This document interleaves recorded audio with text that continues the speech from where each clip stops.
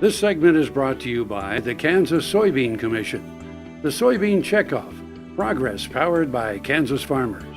Welcome back to Farm Factor and the Kansas Soybean Update. This is the Kansas Soybean Update. It's brought to you by the Kansas Soybean Commission. The Soybean Checkoff, progress powered by Kansas farmers. Teresa Brandenburg joins us. She serves as second vice president of the Kansas Soybean Association and chair of the Kansas Soybean Expo Committee. And Teresa, coming up on Wednesday, January 10th, will be the 2018 Kansas Soybean Expo. Yeah, we are so excited to welcome soybean producers from across the state to Topeka for this year's Expo. And it will be at the Capitol Plaza Hotel's Manor Conference Center at the Kansas Expo Center.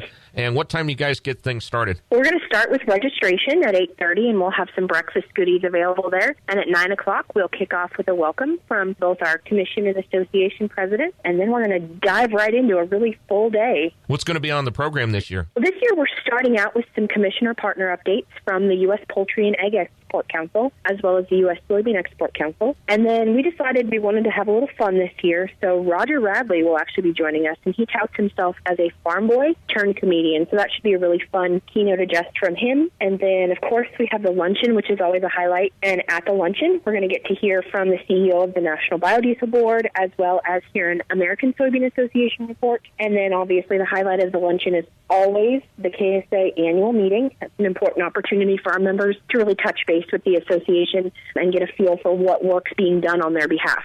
And then we jump into the afternoon. And the afternoon, you're going to hear from the folks at K-State Research and Extension. We've picked 3 really important topics. We're going to be hearing from speakers about increasing yield, as well as the dicamba issues, and then some stem borer issues that people are having across the state. And before that, I know people always look forward to seeing the yield and value contest results, and that'll actually be at 1:15, followed by our reception at 3:45. Just a really packed day, really worth your while to come out to Topeka. Now, one thing we do want to say is if you can pre-register, that would be great, but there's a deadline to be able to do that? Yes, we would like everybody to go to kansassoybeans.org/expo and click on the pre-registration by January 3rd. That makes sure that we are going to have a meal for you and a seat for you, and it just helps us be prepared to give you guys the best possible experience that day as you join us. So January 3rd, kansassoybeans.org/expo. Click on that pre-registration, or you can also print a registration sheet and mail that in. Or you can call 877-577-6923, 877-KS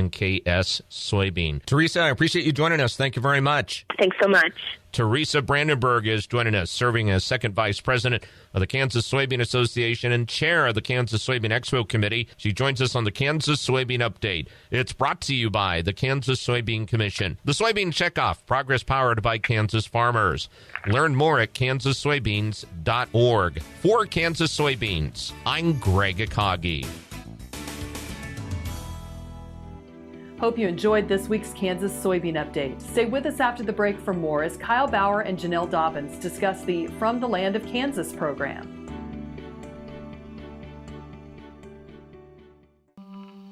What if U.S. soybean meal were more than a commodity? If seed companies and the Soybean Checkoff built a better variety? That future is here. The time is now. To meet end-user demands, the Soybean Checkoff is investing in the compositional quality of soybeans, including meal. A message from the Kansas Soybean Commission, the Soybean Checkoff, progress powered by Kansas farmers.